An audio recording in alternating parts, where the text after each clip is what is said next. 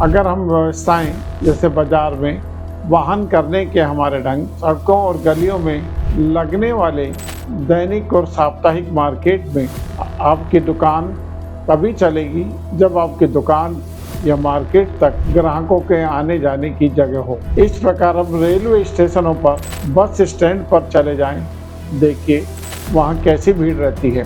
बसों में बहुत से यात्री जरूरत से ज़्यादा सामान साथ लेकर चलते हैं। यदि हवाई यात्रा में वजन ले जाने की निश्चित सीमा नहीं रखी जाए तो हवाई यात्राओं के भी क्या हाल होंगे।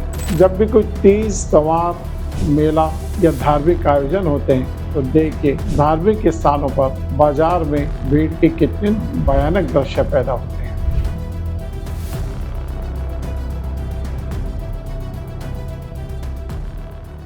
आप सभी को रमेश अग्रवाल का नमस्कार।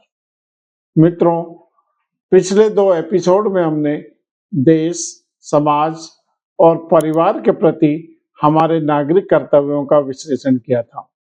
इस संबंध में अभी तक हमने चर्चा की साफ सफाई, अतिक्रमण, वाहन चलाने में हमारे द्वारा किए जाने वाले कारनामों की।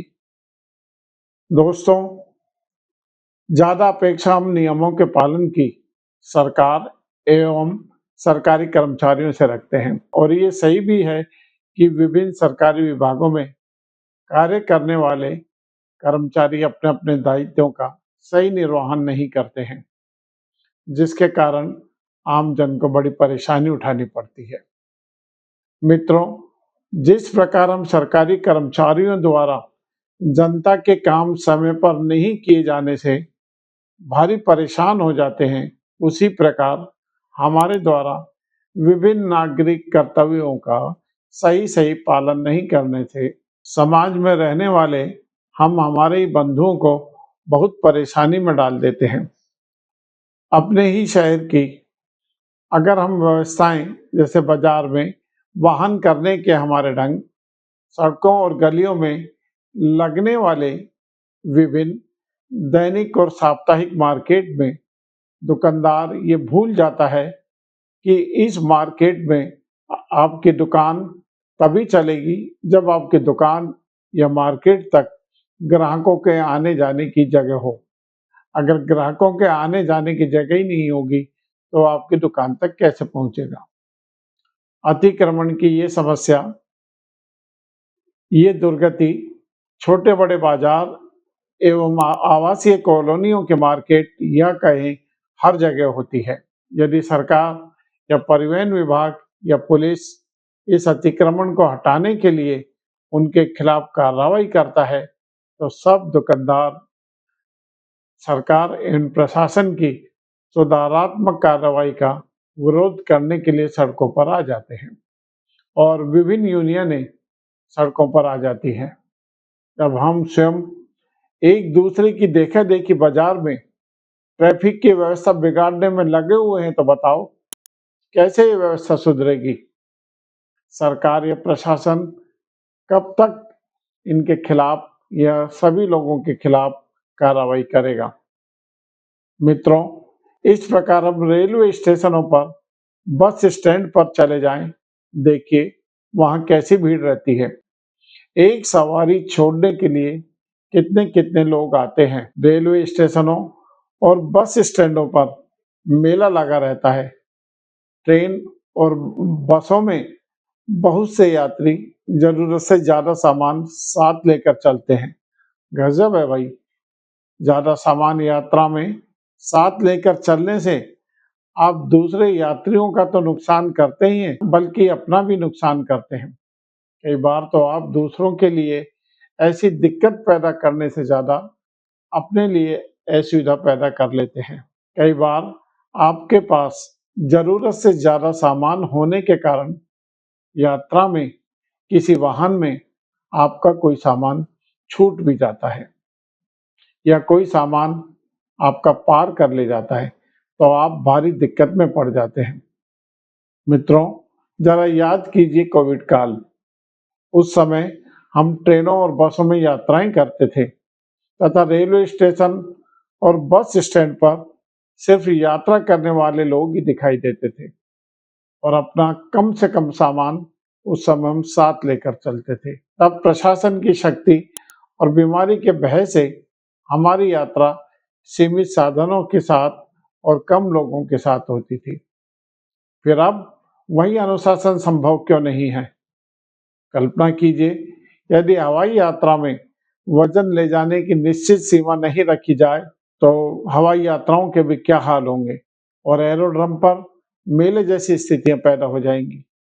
वहां भी लोग बेतरतीब इधर-उधर अपने वाहन खड़ा कर देंगे। वो तो वहां के प्रशासन की शक्ति के कारण ज्यादा देर एरोड्रम पर रुकने नहीं देते।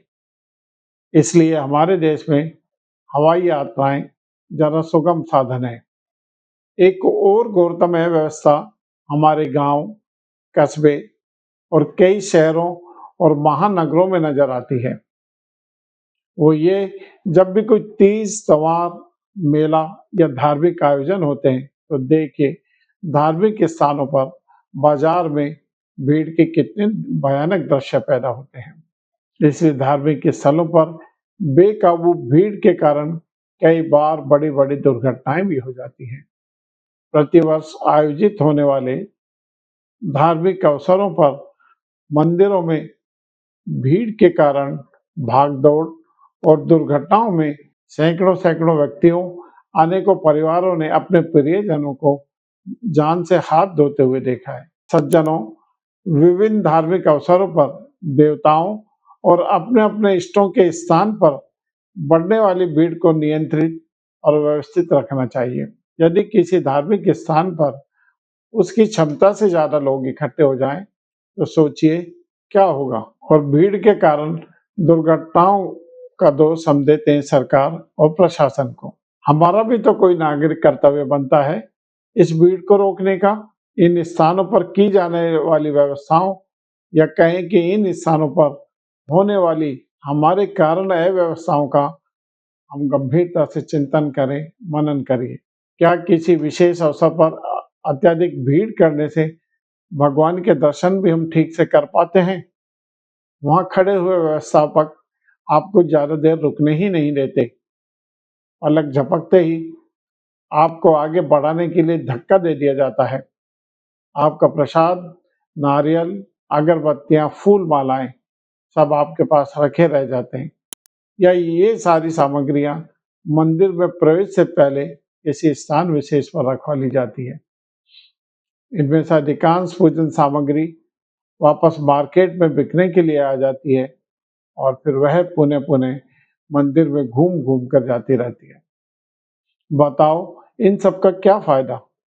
भगवान सिर्फ और सिर्फ भावनाओं का भूखा है। बाहरी आडंबरों से भगवान का कोई लेना देना नहीं। मित्रों, मेले, उत्सव, धार्मिक कार्यक्रमों में ये भारी भीड़ और उसके कारण होने वाली अव्यवस्थाओं को सुधारना आपकी और हमारी भी जिम्मेदारी है। आपका और हमारा भी कर्तव्य।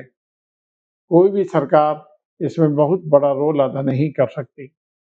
इस प्रकार बहुत सारी व्यवस्थाएं शहर में मेरी समझ में ऐसी होती हैं जो हमारे ही कारण बनती है और हमारे ही कारण बिगड़ती है। बस हम सबको थोड़ा सचेत रहकर ईमानदारी से अपने अपने नागरिक कर्तव्यों को पूरा करने की आवश्यकता है।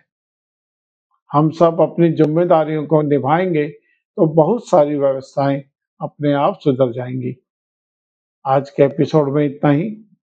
कल इसी समय फिर आपसे मुलाकात होगी। तब तक के लिए नमस्कार, शुभ रात्रि।